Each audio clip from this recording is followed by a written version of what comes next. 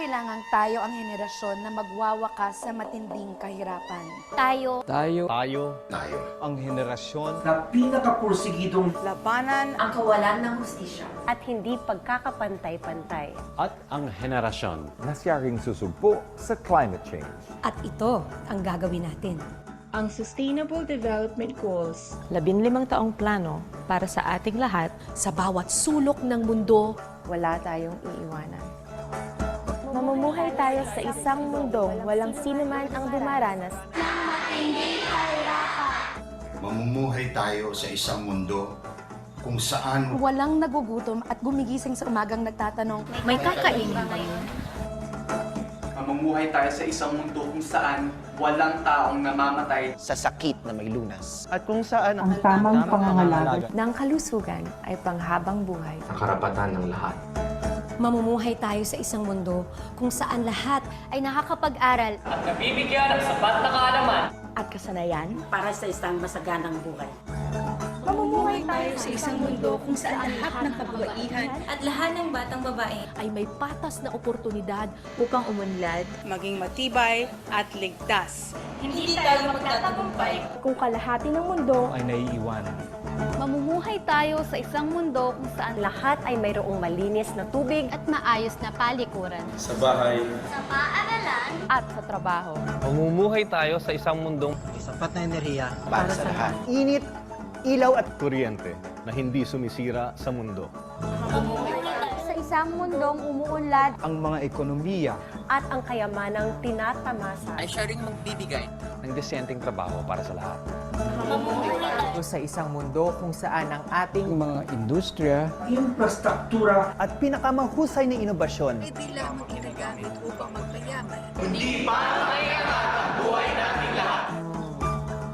Mamumuhay tayo sa isang mundong walang diskriminasyon at labis na di pagkakapantay-pantay. sa loob ng ating bansa. Sa pagitan ng mga bansa.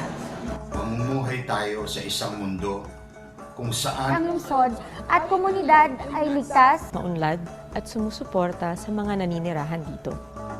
Mamumuhay tayo sa isang mundo kung saan ibinabalik natin ating kinuha sa inang kalikasan. Mamumuhay tayo sa isang mundong desididong sugpuin Ang banta ng climate change. Mamumuhay tayo sa isang mundo Kung saan pinangangalagaan natin ang ating mga karagatan.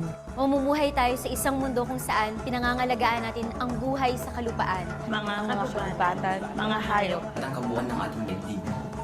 Mamumuhay tayo sa isang mundo kung saan may kapayapaan sa bansa.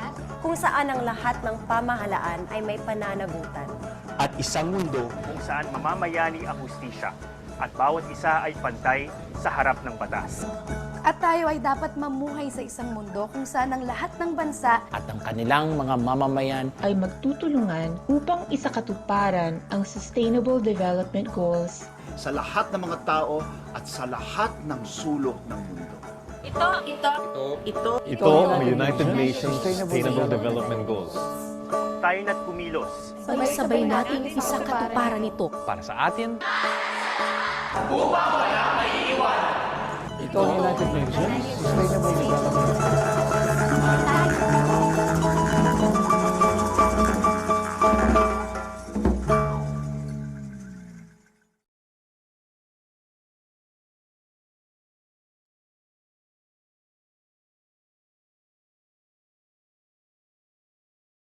Good day, everyone, and happy Wednesday. Welcome to Streams of Change, prioritizing youth engagement in the water and sanitation sector.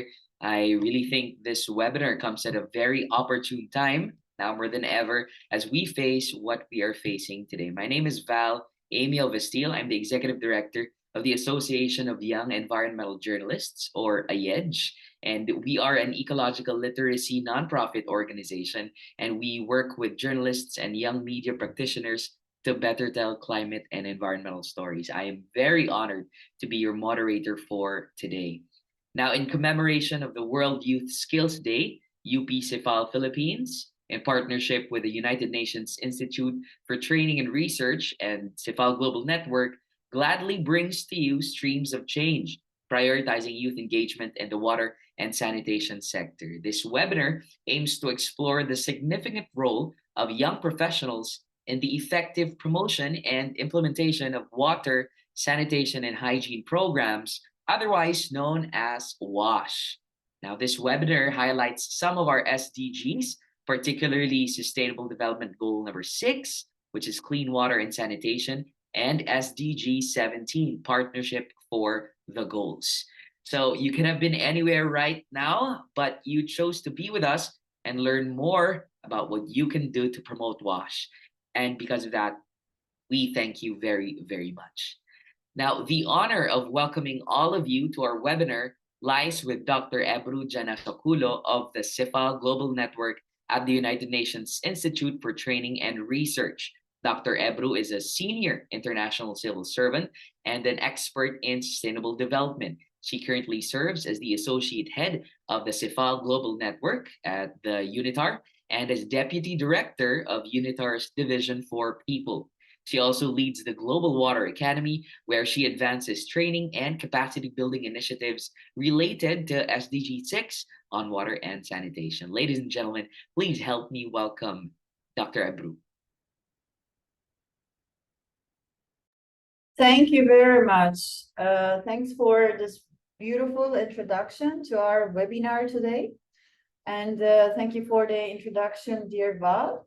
It's a great pleasure for us as UNITAR being with all these young colleagues around this panel today. And I greet everyone from Geneva. Good morning, good afternoon, dear colleagues and dear friends. On behalf of UNITAR's Global Water Academy and our esteemed partner within the CIFAL Global Network, CIFAL Philippines and the University of Philippines, I'm delighted to be with you all today and welcome you to the webinar. Our webinar is titled Prioritizing Youth Engagement in the Water and Sanitation Sector. And that's why it is a great privilege to learn from our young colleagues during this webinar on more on water and sanitation sector. Let me begin by thanking CIFAL Philippines, the University of Philippines, and all our partners and speakers today for their dedication of their times, and our dear colleague, dear friends, Dr. Palumburis. Thank you very much, dear Michelle. Today's webinar, as we all know, is very meaningful because it coincides last week on the 15th of July with the United Nations World Youth Skills Day. And this year, it's the 10th anniversary of this global observance. And this particular day recognizes the vital role of equipping young people with skills they need for employment, entrepreneurship, lifelong learning, and of course, the commitment to the achievement of sustainable development goals that we all watched in the video in this session. The theme for 2025, Youth Empowerment through AI and Digital Skills. And today across the world, I know you around this room, you also are very, very involved in this particular theme, AI and digital skills in all around our lives. And we need to learn more and implement more, but of course with the accurate knowledge. So I invite everybody in this room taking this opportunity to learn more on different aspects of technology, integrating technology and AI in our lives, professional activities, but of course with great, at the utmost level, the ethical considerations. Well, World Youth Skills Day is not just about training, of course, it's about empowerment. And as the SDG 17 leads us, partnerships, we are glad to partner with our young colleagues. I know that there are a lot of young participants to this program, or those who dedicate their lives to the empowerment of youth. And that's why this is quite essential to interact with the youth across the world. It's about giving young people, of course, the tools. I know University of the Philippines is one of the center of excellences that equip young people with the utmost skills. The United Nations, through, of course, various agencies like UNESCO, like UNITAR, United Nations Institute for Training and Research, as we are today here, brings together the governments, educators, youth organizations, different stakeholders across the world to promote hands-on learning and digital literacy and the real world problem solving. And particularly in the WASH sector, we are proud through the UNITAR Global Water Academy that has been established 3 years ago. We contribute and we are very proud to continue our contribution to the empowerment of youth, particularly in the field of SDG 6. We know that water is fundamental to life, and we know that before joining this webinar with Dr. Palumbarit, we had a little talk that she shared. It's raining heavily in the Philippines.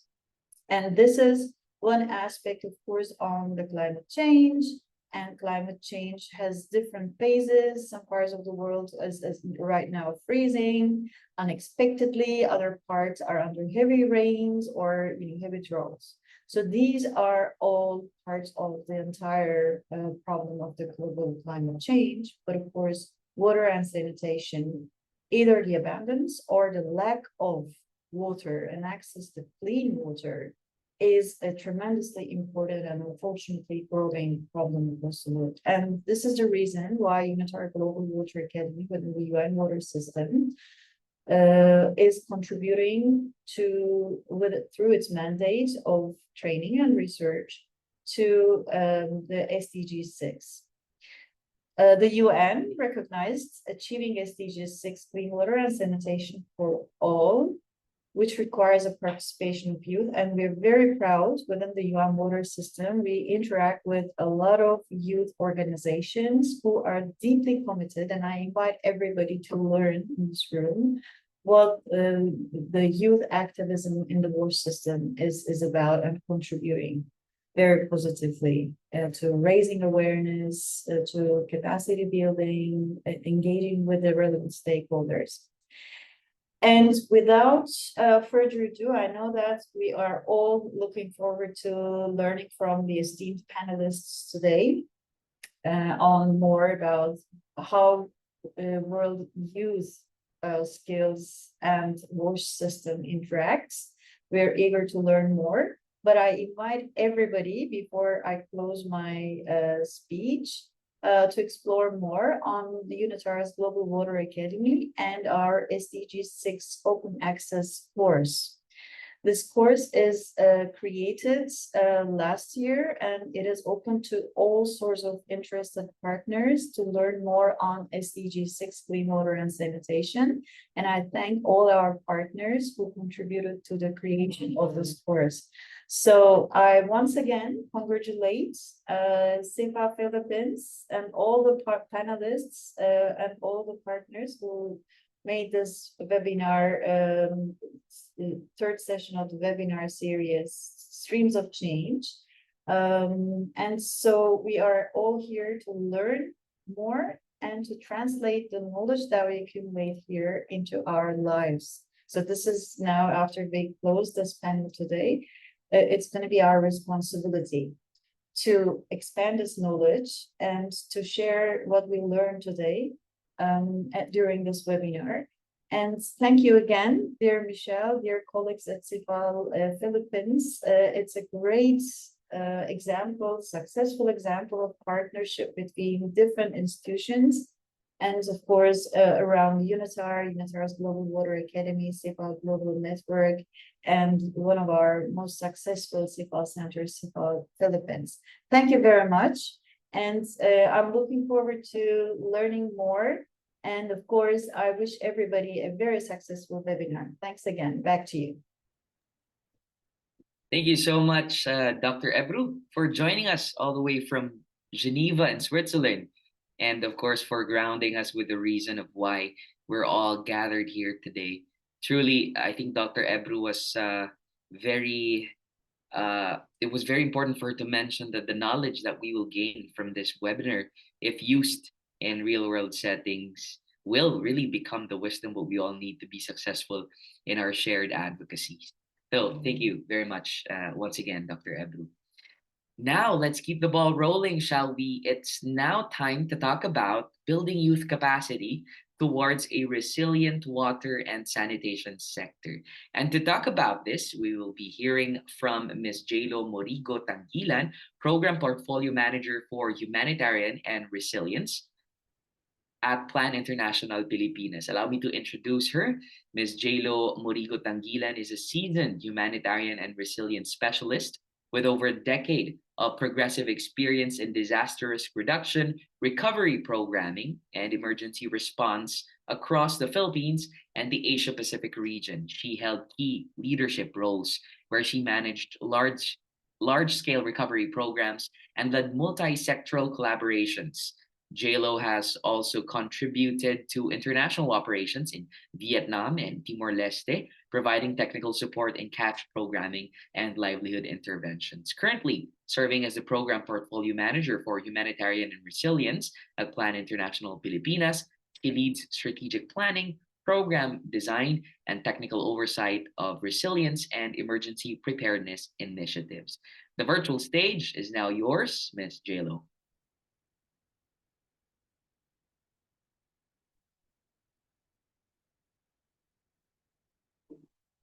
I think you just need to unmute, Ms. JLo, and then we're good to go. Hi, good afternoon. Can you hear me well? Yes, all good. Yes. Okay, so hi, I'm just showing my face real quick just to prove that I exist, no? But I'm gonna turn off my video after this so my internet holds up. So thank you for understanding. All right. Okay, so now I just want to thank the organizing team to in inviting us Plan International Pilipinas. So I'm here on behalf of Ms. Pebbles Ogam, our executive director. So I will be sharing with you our experiences in building youth capacity towards resilient water and sanitation sector. So let me begin my presentation with a video, a story of Tuklas Visayas Lab. Nung dumating yung kalamidad na Yolanda po, wala po talaga kaming tubig. Isang araw talaga kami hindi nakainom ng tubig. So yung project po namin yung Compact Mobile Hybrid Water Treatment Facility. Mobile siya, so especially ang target area natin yung mga isolated areas para madali siyang i-transport from one area into another. So yung sitwasyon nila dito ng community, hindi available yung fresh water sa area. Maaga sila nagigising para mag-igib ng tubig from other island barangay. May source nga dito pero kulang talaga. Kailangan yung tiyaga para makakuha ka ng tubig pang araw-araw. Sa isang araw, for both hygiene and for drinking, average na nasa 15 gallons per day dapat per person. Mataas na rin yung cost kasi kahit panlaba, panligo, binibili nila. Yung pang-araw-araw namin, 200 pesos, is kulang talaga. It's immediate response during, before, and disaster. Hindi naman immediately nakakapagpadala ng mga needs doon sa community. And then kung meron system na ganito sa community, agad-agad mayroon silang drinking water na safe.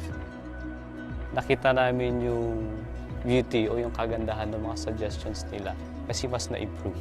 Nakita natin, mas na-develop natin yung sense of ownership sa community. Yung pakinabang ng dagat, so maaari na po namin gawin siyang i-process doon sa machine tapos pwede na siyang mainom. So nakasalalay po sa machine na yan yung ma-experience na po namin yung malinis na tubig. Alam ko yung hirap. Hindi naman matter yun kung ano yung makukuha mo. Profits, no. Hindi yung malaga. Ang malaga yung makakatulong ka, makakita ka nung gumagawa ka ng mga bagay kung paano ma-address yung needs ng mga tao, kung paano mababawasan yung mga paghihirap nila.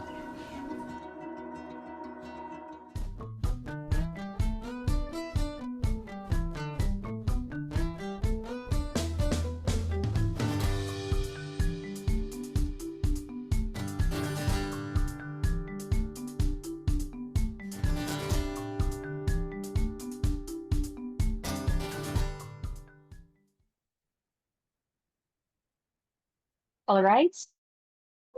That's a story of Nung Tuklas. dumating No? yung Next slide, kalamidad please. na Yolanda. That story of okay. So that story of Tuklas Visayas Lab no started in because of Typhoon Haiyan, or we call it Yolanda. So this happened November 2013. This is a typhoon we all remember too well. This was one of the strongest tropical cyclones ever recorded, no, that made landfall in the Philippines.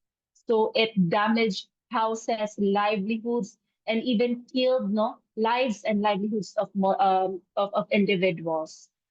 Next slide. So while most of the attention, no, focused on Tacloban, we must also remember how Iloilo, specifically, no, in the municipality of Estancia, this was also severely affected. So in Lugingot Island, this is a small remote island in Estancia, Iloilo. So according to the 2020 Philippine census, Barangay Lugingot had more or less 1,300 residents with fishing as their main livelihood.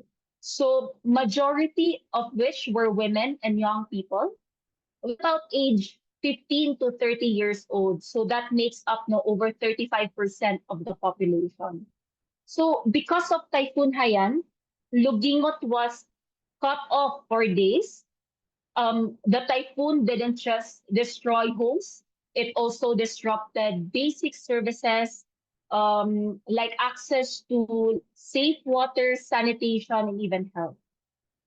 Even their wells no, were contaminated by seawater, and their water containers were lost. And then the families were left out or left without, access to safe drinking water. And there was even a verbatim that they even went an entire day without a single drop to drink. Next slide. So in disasters like Typhoon Haiyan, one of the most affected yet often overlooked, no, these groups are the youth. So take Christine. Christine, you will see in the slide. Christine is 18 years old, who struggled to access basic reproductive health services and hygiene supplies in the aftermath of the storm. So for many children and adolescents, no, the impact was severe. Water shortages led to poor sanitation. This even heightened the risk of waterborne diseases and potentially even worsening malnutrition. No? Yet, um, even as they bear these burdens firsthand, the young people are frequently excluded from disaster response and recovery efforts. So, despite no, their energy, their presence, and eagerness to contribute, the voices of the young people are not heard, and their potential to be powerful agents of change really remain largely untapped. But next slide, please. But as always, there is hope, and it's clearly evident, no, that when we meaningfully engage young people, we unlock the powerful change. So this is through a spirit of bayanihan, where communities and organizations unite, not just to rebuild individual barangays, but even to help restore the resilience of the entire Panay Island. So again, the Tuklas project, this was through the support of Plan International Pilipinas, Action Against Hunger, Care Philippines, and the Citizens Disaster Response Center. Played a vital role, no, in delivering emergency aid, including gender responsive support that address the unique needs of women, girls, and other vulnerable groups. So you will see in the video, next slide, that young people really step up, no, in their extraordinary ways. So one standout, an example came, Fidel Ramos. He headed the youth group in the barangay Lugingot, and he developed an innovative solution under Tuklas Innovation Lab. So The initiative is he created a compact mobile water treatment facility that provided his communities with daily access to safe drinking water, especially the crucial times now during and after disaster. So there's the question, no? Next slide. What do you think were the qualities of the team leader, Fidel Ramos, enabled him to effectively lead and co-create water resilience solutions? So next slide. So youth like Fidel, first he brings you bring creativity and innovation. So he embraced no or you embrace the new technology to solve age-old challenges like water access. Youth nowadays, second, carry energy. So this kind of needed to mobilize the kind needed to mobilize committee members and keep the momentum going.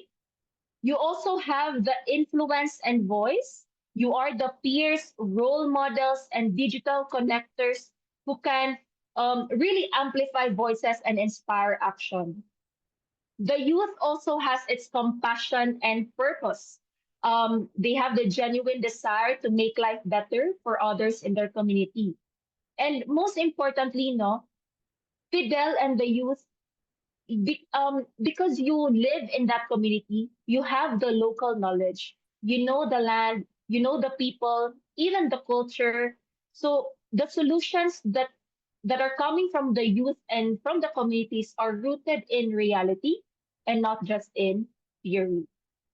So now let's take a closer look, no, at how we can engage young people. So next slide. So we wanted to engage young people, again, not just in theory, but in practice. So there are some few non-negotiables that we must keep in mind. No? So first, young people must not be treated as mere beneficiaries. So in some programs, no, they should not just be recipients of services. They should not just be a passive stakeholder, but rather they should be recognized and supported as co-creators of the solutions. Second, too often, no, the youth engagement is more of tokenistic. It's more likely a symbolic participation without that real influence. So to change this, we must ensure that we go beyond that ceremonial roles and give them meaningful responsibility and even that decision-making power. But not only just the decision-making power, but they also require no, the capacity building. So young people must be invested with education, mentorship, and skills development to ensure that they are equipped and even confident no, to take the lead in creating the solutions. So let me visualize this through a flower, no? Next slide. So you will see in the next slide the flower of participation. So it will show the spectrum of youth engagement. So that is from passive to meaningful participation. So you will see at the lower part of the flower, the petals, we see the levels like assigning, informing the youth, consulting them. Well, this is usually not happening. Young people are merely told what's happening or just even ask for input. Yes, this is important, but this is not enough. So we need to move towards the center of the flower where we reach a higher form of participation. So this is where we see some shared decision with youth. And then we really aim for this form, no? Kasi again, young people are not just involved, they should be in the driver's seat. They should help or they can help design, implement, and even lead programs that directly impact the lives and the communities. And then as the youth participation blooms fully, you will see at the upper part of the upper petals, This is giving them high responsibilities already, like shared decisions with adults. So we will really see the improvement in through capacity building that we will see real ownership, innovation, and sustainability. So again, this is the kind of engagement we must strive for. So again, moving from strategy to a more practical implementation. Next slide. So here are some 4 ways. Again, not limited to this, there are still more, but here are 4 ways we can engage youth meaningfully in water security and resilience. So first is we can involve them in every stage of the process. So not just during situation assessment to planning, not just asking them, but we also must involve them in implementation and even monitoring and evaluation. So again, young people should be active participants, not just contributors. And their life experiences, ideas, and even energy can really make projects responsive and sustainable. Next is we can tap into their strengths. So we all know that the youth now are the tech savvy individuals. So they have this tech savvy skills. They can run compelling social media campaigns, design innovative outreach tools, and promote water conservation, waste management, and even community-led total sanitation. This is in ways that speak directly to their peers. And then the next one is the adolescents are best placed to lead peer-focused wash initiatives. So when it comes to issues like menstrual hygiene, personal hygiene, water disinfection, and even the safe storage, youth knows best how to engage their own age group. They know the language. They know the Gen Z dialects, They understand the language, the platforms, and the reality of their peers. And so they are more relatable. And then lastly, let's recognize and harness again their deep local knowledge. They are from the community.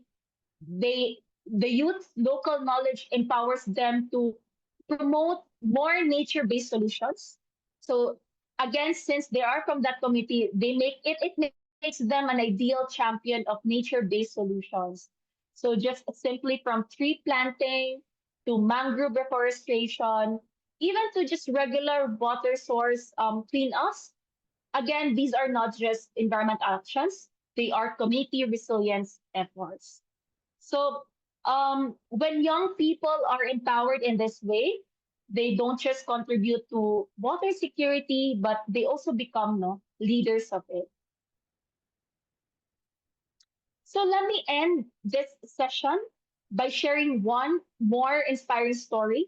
So this time, this is a story from Tacloban, the ground zero of Typhoon Haiyan.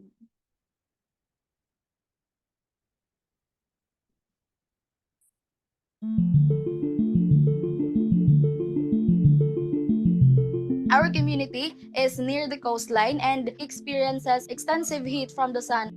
Climate change affects us in many ways. For example, our plants, our gardens. We are also experiencing natural disasters and calamities. For example, typhoon.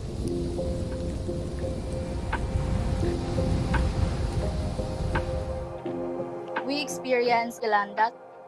It is one of the strongest typhoon and it really created a great destruction in our community. So infrastructures, buildings were devastated, lots of life of people were lost, properties, our animals, and our economy went down because of the typhoon. Personally, I experienced this kind of disasters.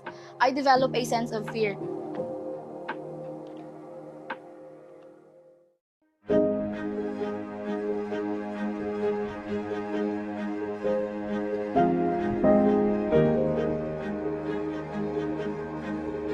Part of my involvement as a youth in the community is being a youth innovator. The projects that we've worked on helps us to create a better, strong, and resilient community. One of the projects is on ways on how to save the mangroves.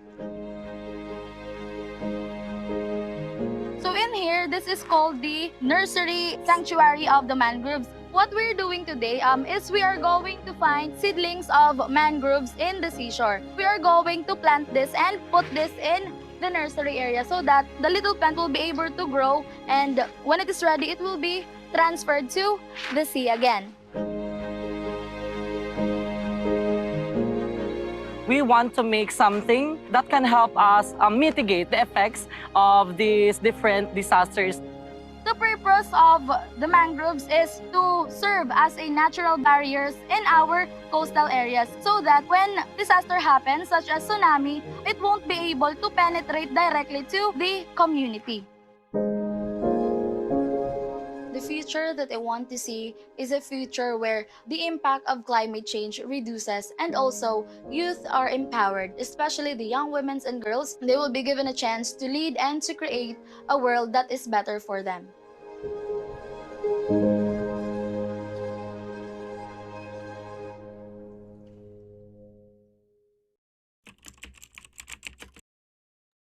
All right, so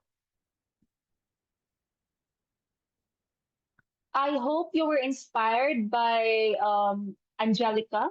So again, she is one of our youth innovators. She created a nursery sanctuary of mangroves, and a simple but a very powerful solution, no, that aimed at protecting coastal communities from future disasters. So as we all know, mangroves is not just trees; they're natural defenders.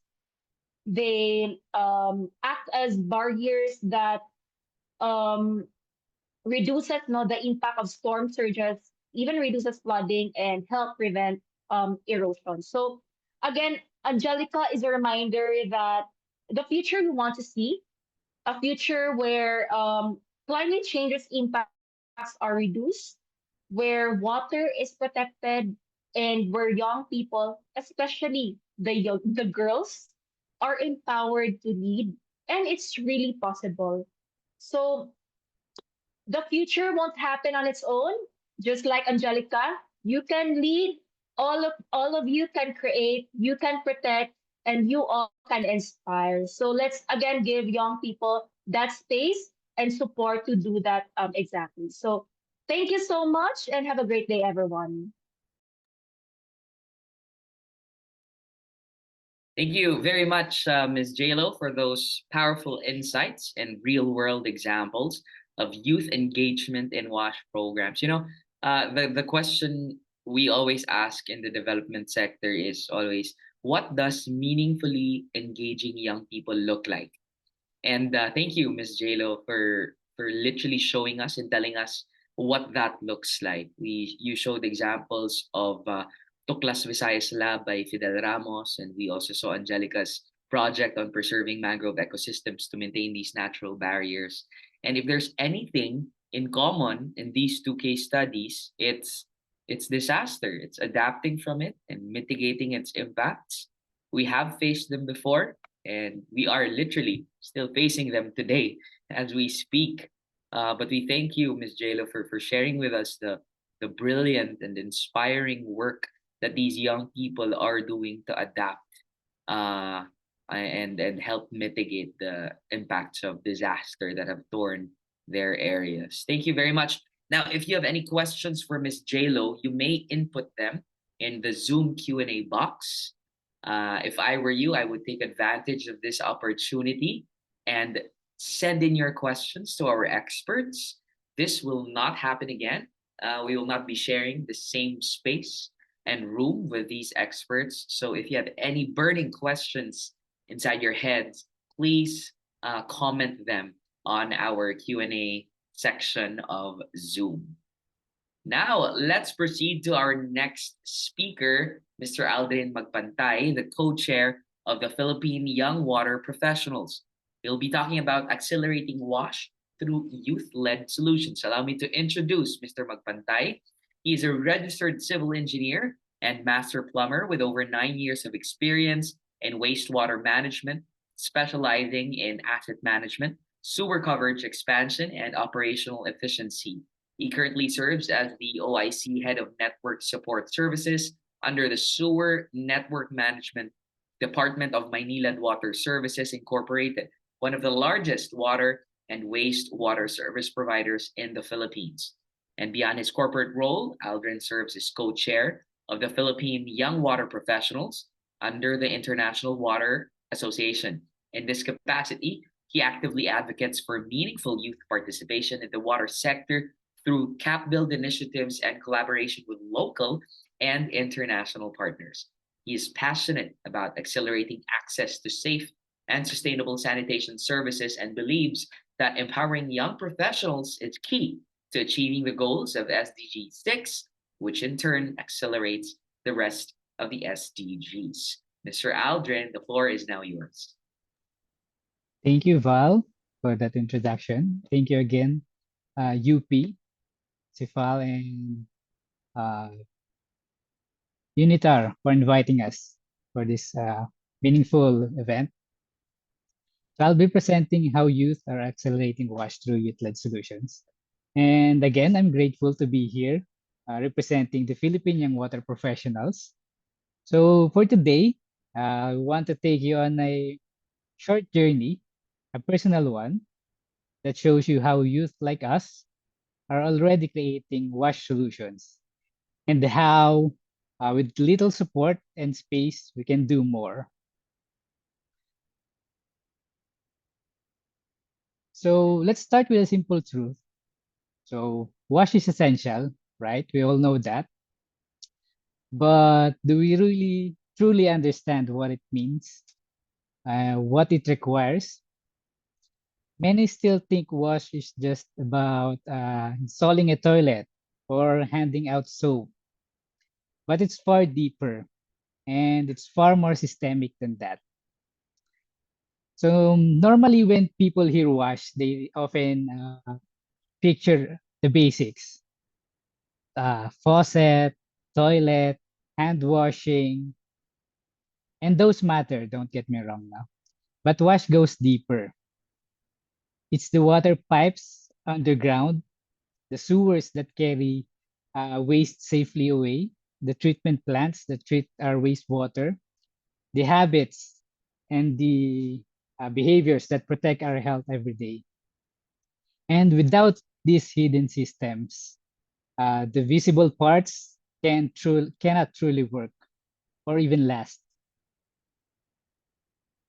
So here where the gap lies. No?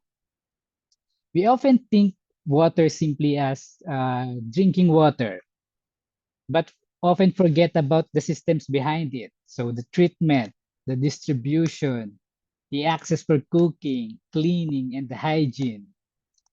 And when it comes to sanitation, sometimes we think that it ends at the toilet, but it includes the safe transport, the treatment of waste, and the well-planned systems.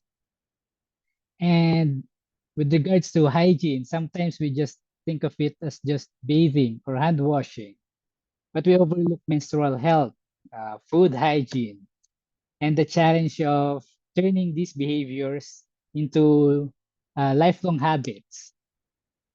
And then maybe the biggest gap of all, we sometimes think WASH as just a one-time community project, building a toilet or handing out soap for hand washing. But WASH isn't just an infrastructure. So it's a system. It's a system that requires education, requires behavior change, long-term investment, and then sustainability. And unless we address these gaps, so we risk treating symptoms, just the symptoms, and not the root causes. So I'll tell you my story. My WASH journey didn't start with a big project or even a powerful position. So started with curiosity. So more than a decade ago, back in college, I was the only one in my class who chose a thesis about wastewater. So I wanted to measure how much domestic wastewater our barangay is generating. So because I'm asking, why are we relying on international data? So when we can build our own, that's that's where my journey begins. And then right after graduation, so I worked for an irrigation dam design, and then later on, so water distribution system. But I knew where I wanted to be, where most people didn't wanted the wastewater side, because I believe that safely managed sanitation is just as important as clean drinking water. And all of this, even the parts that are often overlooked, is part of WASH. Then, so I joined my NILAD. So this was me, the guy sitting on a small bench. That was me inspecting manholes and sewer lines, crawling into parts of the city most people never see. So I walked every alley in Manila and Quezon City, and in those narrow streets, just like the one in this picture, I found homes that also needed proper sanitation services. So that's why we push hard to reach them. It wasn't glamorous. Actually, it was dirty. It's messy, it's tiring, and often thankless. But it mattered because sanitation doesn't stop at the toilet. It continues underground. It continues for several kilometers underground, and it stays invisible until something goes wrong. And I saw those problems come up. I saw solid waste blocking entire section of sewer systems. Things that never should have ended up in sewers, eventually flowing back to rivers, eventually flowing back into people's lives. So I saw construction projects digging up our roads, then unknowingly damaging our pipelines that we were trying to protect. And I've dealt with incomplete data, maps, missing records, constantly piecing together puzzles just to understand what's happening underground. So all of these weren't just engineering problems. So they were everyday challenges that affected real people, real communities, real families. That's when I truly understand WASH isn't just infrastructure. It's a commitment to dignity, to health, and to people we may never even meet. But I wasn't alone. Of course, I wasn't alone. I worked with the team, mostly young engineers who weren't satisfied with how things were done. So we built better systems.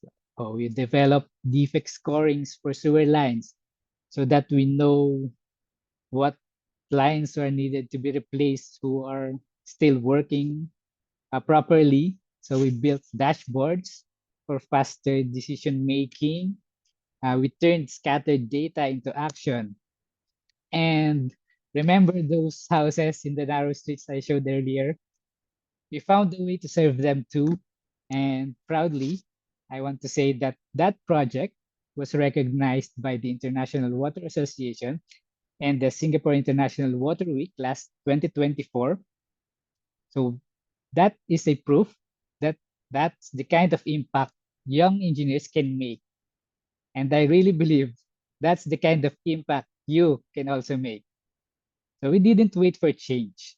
So we built it. And then in time, I was given the chance to lead. Today, I lead a team of even younger engineers, younger than me, working to expand sewer services and improve the system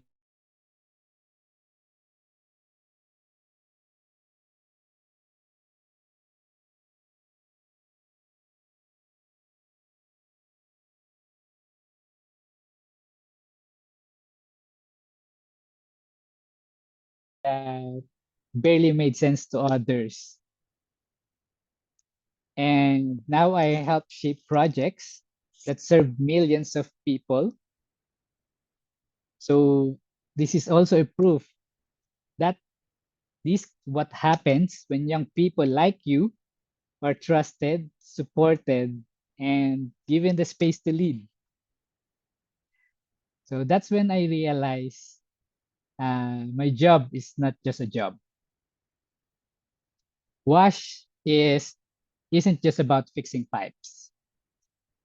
It's about protecting lives. I've seen how poor sanitation can flood homes, pollute rivers, and push families out. But I've also seen how the right systems, effective systems, can restore dignity and lift up whole communities. And the heart of it all, it's not just about infrastructure. It's about the people we are serving. And that's also why I stepped up as the co-chair of the Philippine Young Water Professionals. So PYWP, you can pronounce it as PIPE. So we are the official International Water Association Young Water Professionals country chapter in the Philippines and the official youth arm of the Philippine Water Works Association. So PIPE brings together young minds, engineers, scientists, storytellers, policymakers, students, and many more, all working together to make WASH better. We share tools, ideas, and chances to lead, most especially, because no one drives change like young, uh, passionate people working together. And in 2024, just a few months after rebuilding pipe post-pandemic, we collaborated with the Japan Young Water Professionals. So we held joint symposium and joint site tours and shared ideas through webinars and workshops. So we learned together and grow together with each other. And in 2025, we kept the momentum going. So we held webinars. We also co-presented the symposium on youth and water and joined Water Philippines, Water Philippines, with our very own booth. We even hosted Pipe R, so what we call Pipe R. It's a space just for young professionals to connect, learn, and collaborate through hands-on workshops. And then last May, we co-convened our biggest event yet, the Asia and the Pacific Youth Symposium. So together with ADB and Plan International Filipinas. So the symposium brought together young leaders to build skills, spark innovation, and shape an action agenda for meaningful youth engagement, which will be released soon. So this was more than an event. It's a space for connection, mentorship, and learning both on-site and online.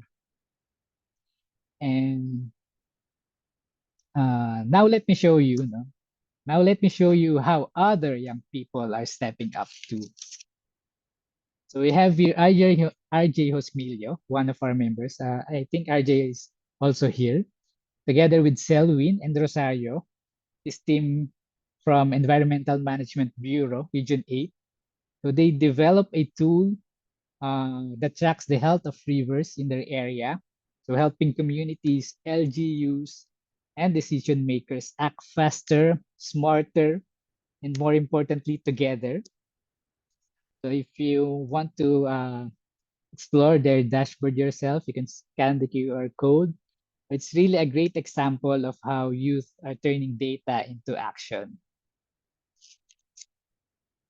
And another example, a powerful example of how youth-led impact. So we have also here Augustus Nicobas, another member of PIPE. So he's the CEO and co-founder of One Ovations. One is the Cebuano term of rain.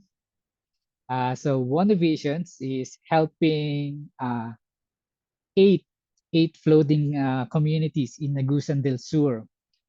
through their rainwater harvesting system. But it's more than just providing the technology. So they're making it sustainable by educating them with WASH and empowering them to take charge of their own solutions. All these are proof that young people are not just waiting. We are doing it already. So, what can you do? If you're asking yourself, no? Actually, you don't need to be an engineer or you don't need to work for a utility company. You can just learn WASH concepts holistically. You learn WASH beyond the basics and join or start a small initiative. Use your skills. You can use your skills, design, data, community work, and you can also raise awareness online and offline. You can use social media to spread awareness about WASH. Hold institutions accountable, more importantly, and advocate, educate, and stay involved. You can do all of this because WASH needs all of us. So hindi lang, not only youth, all of us. So from a student with a barangay thesis to an alley walking engineer to a young leader scaling impact, I think my journey isn't unique. It's just a version of what youth can achieve, what you can achieve when we act and when others believe in us. Because I believe that youth are not just leaders of tomorrow, we are builders of today. And you, just by joining this webinar, are already taking part in this movement. And change doesn't always come from power. It starts with purpose and persistence. And in a developing country like ours, a whole lot of persistence, I can say.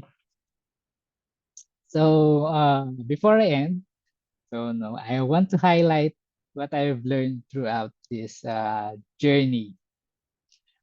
So WASH is everyone's business. It needs everyone from youth lead to leaders, from planners to teachers, and it's needed everywhere in cities, barangays, schools, homes, and it takes every skill. That's why WASH needs all of us. It takes every skill from engineers, communicators, to community organizers, advocates. And lastly, I recently came up across a quote that really stuck with me and goes like this. So we do not inherit the earth from our ancestors. We borrow it from our children. So let's build systems that honor that responsibility by acting now together. So thank you so much. So again, I'm Aldin Magpantay. I hope with that short presentation, I was able to share with you how youth can accelerate WASH and how youth are already accelerating WASH. So thank you. If you'd like to connect, please follow Pipe social media channels on Facebook and LinkedIn. You can scan our QR code. And thank you again for being here and for being part of the movement. Thank you. Thank you, and maraming salamat po, Mr. Aldrin, for sharing such practical and actionable ideas for empowering youth in this space. Imagine that, mga kapatid, from an academic thesis to a whole profession in the water sector, impacting maybe one community or a separate number of communities in the academic thesis, and now positively impacting thousands more with the work that Mr. Aldrin is doing. Thank you for reminding us. Maganda yung sinabi ni Sir Aldrin about thinking of WASH as something bigger than hand washing, that it's about treatment, distribution, and access. And I specifically loved when Mr. Aldrin mentioned na he saw problems in his community and he did not wait for change. Instead, he built change. And of course, he did not do this alone. he did this. He was not working alone. He was doing this with a group of people, with friends, with like-minded advocacies. And I think this webinar is a great place to find your tribe, to find your people with similar advocacies. So maraming salamat po, Mr. Aldrin. Now, we move on to our Q&A session. And again, if you have any questions for both our speakers, you may input them in the Zoom Q&A box. We already have some really sharp and good questions here. We've received some great questions from our audience. I'll read them out loud, and our speakers will take turns responding. So if Mr. Aldrin and Ms. JLo can join us on the virtual space for our Q&A, that would be great. So I'm looking at the Q&A box now. Again, this is an opportunity to ask your hard questions. Is there an elephant in the room that we want to talk about in the water space, water sanitation space? Let's go ahead and let's go ahead and talk about it. This first question is from Gabriel Antonio Muyo, and he is asking if we have ideas in mind, like Sir Fidel Ramos and Angelica, who do you think we should reach out to for support? This is a great question by Gabriel. Kasi, yeah, what if there are ideas already, there are plans and proposals, where can young people go up and who can they go up to and say, this is my plan, this is what I want to do? Any of our two speakers can start. Maybe Sir Aldrin first, and then Ms. JLo can join us. Okay. I think the still the best way is to reach out to your community leaders, to your if you have SK, if you have barangay chairmans. So because when it comes to projects, their communities, they're still the one who will implement it. If you reach out to an NGO, still those NGOs will reach out to your barangay, to your community before they can implement the project. So I think presenting your ideas first to your community leaders, your barangay chairmans. So you have to get the support of your community as well, with the other members of the community, so that so that you can also get ideas from them to improve your concept if you have. So I think that's still the best way. So reach out to your community leaders, inform your community about what you want to do. So get their support, so that the funding is another problem. So I think the best way still is to get the support of your community leaders and your other community members. Thank you, Mr. Aldrin. Ms. JLo, go ahead. Yes, yeah, I think there are several key actors now that we can approach. That's correct, Sir Aldrin. Maybe we can start locally. I guess the LGUs may have a budget allocations, well, but aside from the budget, it would be good to really consult them. It might be aligned with the priorities, no? And then siguro others, pwedeng we can also tap some partners with schools or even universities, where maybe your projects can be integrated in their space, and then this can also be part of their research, which can also help you with technical guidance or documentation.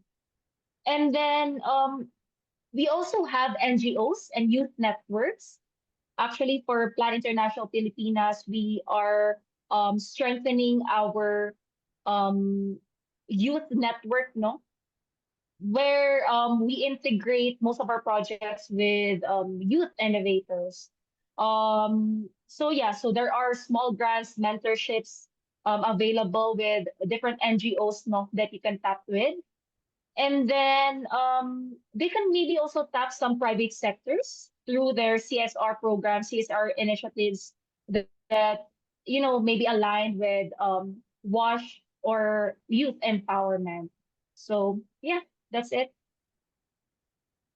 Thank you, Ms. JLo. I think it's very important that young people do a mapping of resource holders opportunities where they can find stakeholders who have resources to help them out with their plans. And our both our speakers, dear participants, are very good resources.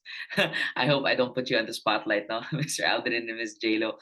But do contact them, send them a message, send them a cold email, and tell them of your great idea because they're already in the sector. And so if you want to do anything wash related, Mr. Aldrin, Ms. JLo, they are the leaders. They are the sources that you may need just for some advice and even more.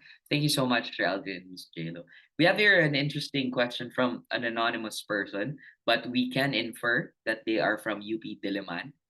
Sabi niya, as a student from UP Diliman, I have seen lots of organizations here that provide relief operations during times of calamity.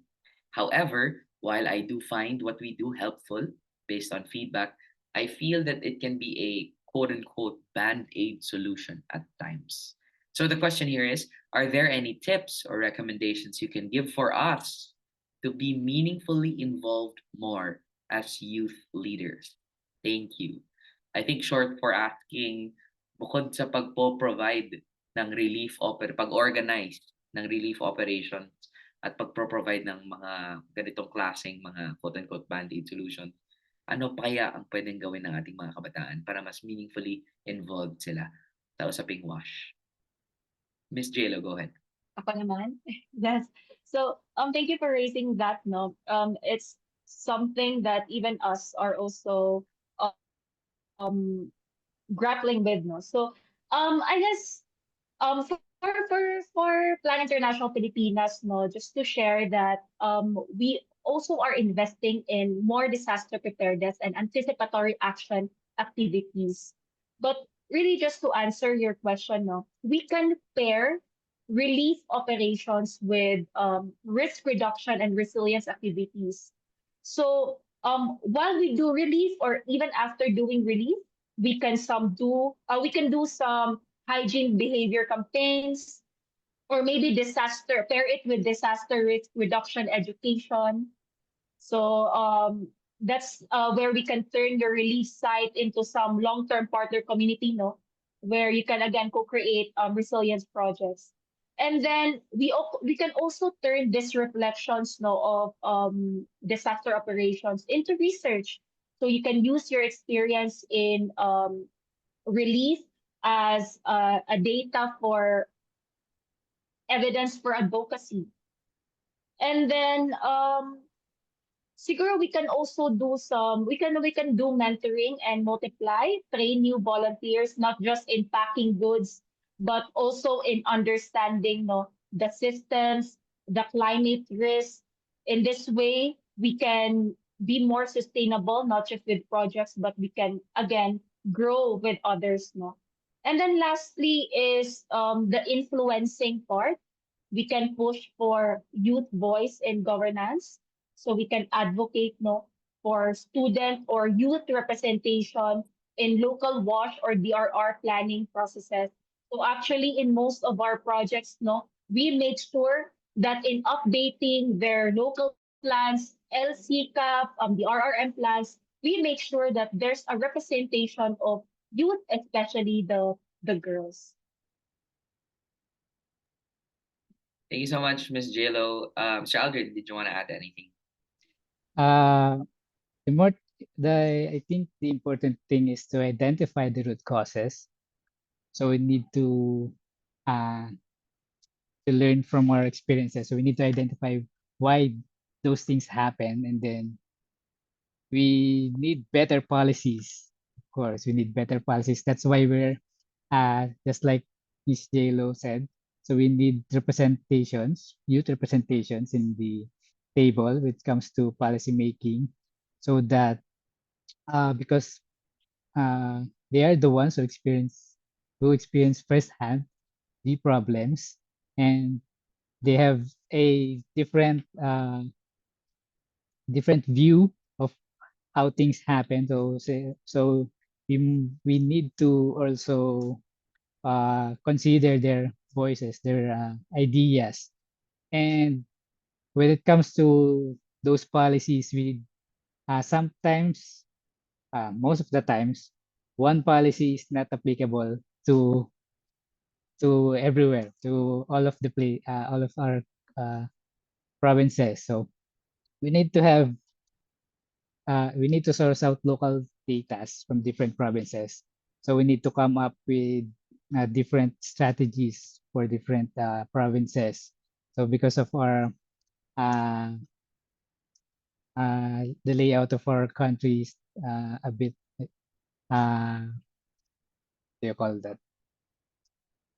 Medyo hiwa-hiwalay. Hiwa-hiwalay yung ano natin, provinces. Fragmented, that's the term, right? Thank you.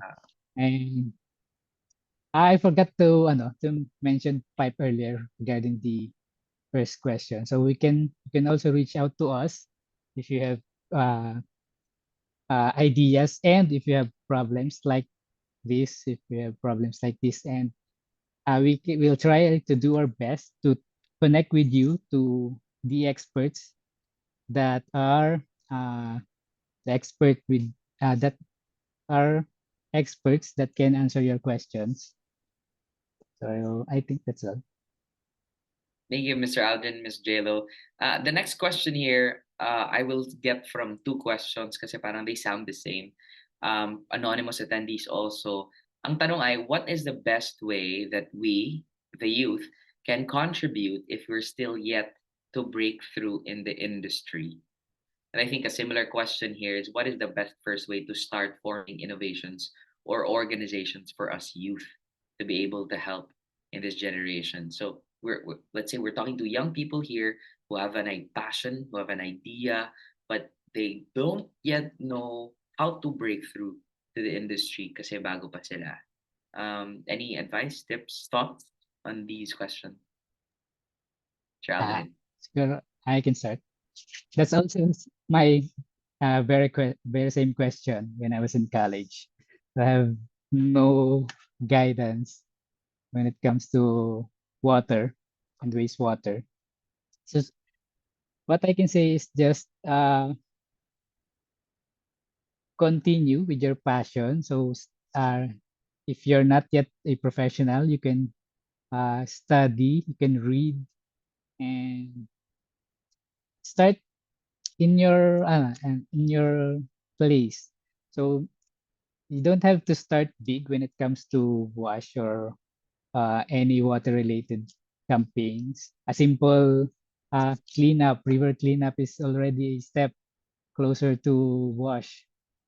And just sharing awareness campaign through social media is already a step that can help wash sector. So I think just follow your passion. So don't be discouraged when you don't see other people doing the same. Just push forward, and we're here now. So we'll support anyone who wants to enter the water industry. Thank you. Thank you, Sir Aldrin. Ms. JLo, you Plan International Pilipinas works a lot with young people. Any advice for those who want to break through the industry? Yes.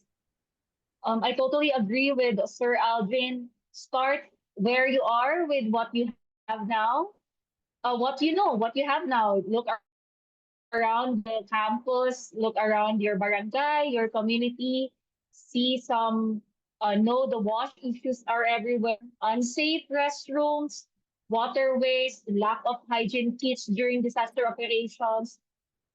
You can start with your own space, and then, yes, you use your platform, your voices and skills. You don't need the title to lead, no? You can use, as mentioned by Sir Aldrin, the social media, TikTok, art, writing a video to raise awareness, to educate more on water sanitation and climate issues. And then join us, volunteer with us, our your partner organizations.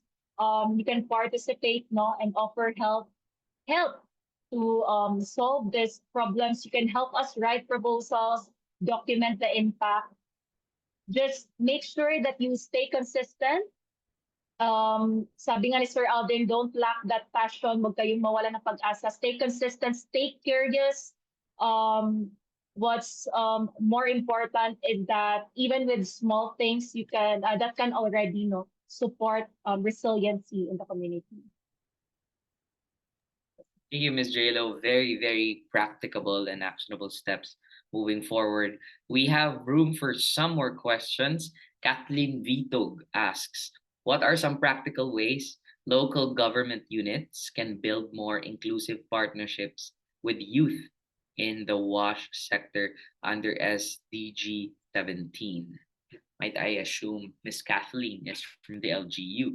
So nagtatanong si Ms. Kath, ano nga ba ang pwedeng gawin ng LGU so that they can build more inclusive partnerships with the young people?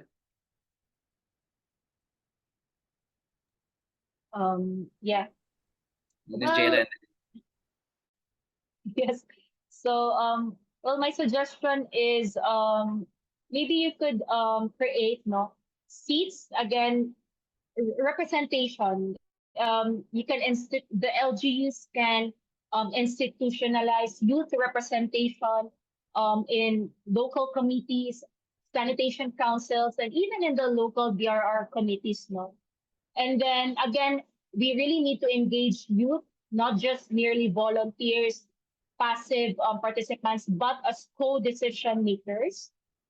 You may involve youth groups and student leaders in the planning, implementation, and monitoring of your WASH projects. The same with our experience, we make sure that in the proposals that we are creating, we involve the youth, we consult them, we ensure that this is doable in their communities. And then most of the youth now have concerns in terms of financing, no? So maybe the LGUs can support the youth-led WASH innovations through allocating funds, maybe through the SK budget, again, to support this youth-led initiative. There are multiple low-cost projects like hand washing sanitations that can, aligns with the SDGs now. And lastly is maybe to support or establish local youth partnerships locally. So you can support through capacity building, recognizing them as youth networks in your LGU.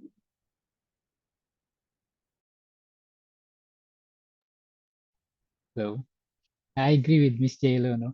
Actually, LGU already has a way to tap the young ones through the Sangguniang Kabataan. So we just need to empower them, uh, um, make them lead projects on their own, so that they can feel that that we are listening, and capacity building is really important. There might be already some young ones who are already passionate and knowledgeable about wash or water in general, but we need to increase awareness. We need to make everyone water literate. So that's very important. So we need to start them young, so we can so that they can appreciate what we're doing at an early stage, so they can know the importance of water and wash. So then, yeah, just empowering the Sangguniang Kabataan so that they can use their voices and their platform well. Thank you, Mr. Aldrin and Ms. JLo. Unfortunately, in the interest of time, we will not be able to answer any more questions, but our team is taking note of each question and we'll send them to our guest speakers. But for now, can we give a virtual round of applause? Can we give hearts also, smile reactions to Mr. Aldrin and Ms. JLo for such a wonderful and very practical. I think it's very important that we see what it looks like, what capacity building looks like, what engaging young people looks like, what even WASH looks like. So thank you so much, Mr. Aldrin and Ms. JLo, for your time and expertise. And of course, to everyone participating in the Q&A. Now, before we wrap up, I'd like to take a few minutes to share a brief synthesis of today's discussion. We've seen how building youth capacity is not just a programmatic goal, no? It's a critical pillar for sustainable development in WASH. From capacity building to innovation, our speakers have really shown that youth are not the leaders of tomorrow. Youth are the leaders of today. You all are already leading today. In Miss JLo's presentation, we saw case studies of young people really doing their work in their communities, telling us that young people have the creativity, the energy, the influence, the community knowledge, and the compassion to do what they are supposed to do to make a change in the WASH sector. Ms. JLo kanina, no, ni-remind tayo ni Ms. JLo na tayong mga kabataan, youth are not mere beneficiaries. No, we are not passive stakeholders. We don't want to involve young people just for tokenism without real influence. We really want young people to be, and I think Ms. JLo mentioned the flowers of participation, to elevate the level of participation young people have in water governance. I remember the ladders of participation by Sherry Arnstein, and I think the flowers of participation are also, it's also a great framework to see. May nagtanong kanina, how better can we involve young people apart from relief operations? Take a look at that flower of participation that Ms. JLo had presented, and you will see the many pathways that you can participate and meaningfully engage our communities or even our stakeholders. Mr. Aldrin's presentation was it was deeply personal. He shared his personal journey of turning that academic inquiry into something that he's now professionally doing with many people. He reminds us that we cannot engage on water and sanitation on our own. We need to work with the like-minded people. He told us to learn WASH concepts holistically. He told us to join WASH-focused initiatives. He told us to use your field, no? Whether you're a communicator, whether you're an engineer, a statistician, there is a space for you in the WASH sector. He told us to continue raising awareness. He even told us to hold institutions accountable and to stay curious and stay involved. So I think that wraps up a very beautiful and meaningful engagement with Ms. JLo and Mr. Aldrin, reminding us of the many ways we can engage ourselves as young people in the water and sanitation sector. And I hope you learned as much as I did. Even I'm moderating na. I hope meron kayong mga natutunan and nakukuha, because the impact of this program happens after this program. Now, to officially close our program, we turn over the floor to Dr. Michelle R. Palumbarit, the Director of UP CIFAL Philippines. Dr. Palumbarit, please take it away. Thank you, Val. It's truly a pleasure and an honor to host this special webinar. So with the knowledge and insights shared by our remarkable speakers and their noble initiatives and projects, Ms. JLo of Plan International, Mr. Aldrin, the Philippine Young Water Professionals, and of course to you, Mr. Val of IEDGE. For sure, we have further appreciated the crucial role of the youth in promoting water and sanitation. I would also like to echo the message of Ms. JLo and also pointed out by Mr. Val that youth are not passive recipients of assistance. Instead, they are active agents of positive change, but they need to be capacitated to effect such positive change. And also, I'd like to echo the words of Mr. Aldrin, the very gist of his presentation, that WASH is not just a duty, it's not just a task, but it is a commitment. The challenge now, so what to do after learning many things from this webinar? The challenge is, as Dr. Ebru mentioned a while ago, how can this knowledge be translated or applied to our lives and the lives of others? And truly, this is a responsibility. But take note, it is not just the responsibility of one person or one organization, but our collective responsibility. As pointed out by Ms. JLo in the Philippine context, the appeal to the Bayanihan spirit a sense of compassion, empathy, and coming together to help those in need. And this Bayanihan spirit, make no mistake, is not confined to Filipinos alone. It is a spirit. It is an essence of what being a human truly means. And during these times, the nonstop heavy rains, the typhoons, the floods, this is needed more than ever.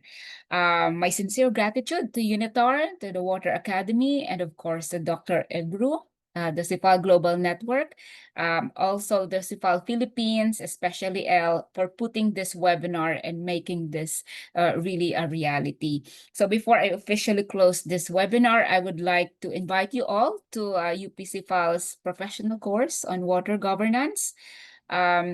Applications. We welcome applications, and please join us. If not, please share this course to your friends, colleagues, and your networks. Again, thank you so much. Amidst this rainy day and days ahead, I wish you a very, very good day.